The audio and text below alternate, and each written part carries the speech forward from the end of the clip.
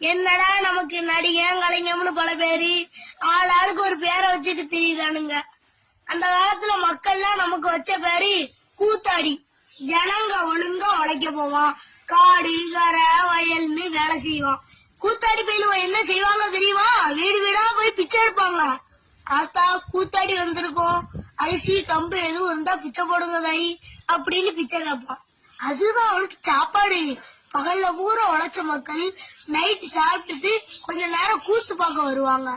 ஆனா அப்பதான் கூத்தாடி வேலையா ஆரம்பிக்கும். உழைச்ச மக்களுக்கு உற்சாகம் தர்ற கூத்தாடி பரம்பரை தான் நாங்க. அதனால அவங்கள பெருசா நினைச்சு மதிச்சு நாட்டை கொடுத்துறாதிய, நாடு நாசமா போயிரும். அவங்களுக்கு ஒண்ணுமே தெரியாது. படிப்போ வேலையோ தொழிலோ முழுசா தெரிஞ்சிருந்ததுன்னா அவங்க ஏன் அங்க வந்து கூத்தாடுவாங்க? ஒன்னத்துக்கு லாய்க்கு இல்லாத பயிலுவதான் அங்க வருவான். அடிமட்ட வரிசை அது. அவனை விட கீழான மடைய ஒரு பயில் உள்ள தெரிஞ்சுக்கோங்க. அன்னைக்கு நாங்க வீடு வீடா போனோம், அரிசி கம்பு கேழ்வரகுன்னு போட்டாங்க, பசி ஏறணும். இன்னைக்கு விஞ்ஞானம் உங்களை எங்க கொட்டாய தேடி வந்து காசு கொடுக்க சொல்லுது, அவ்வளவுதான்.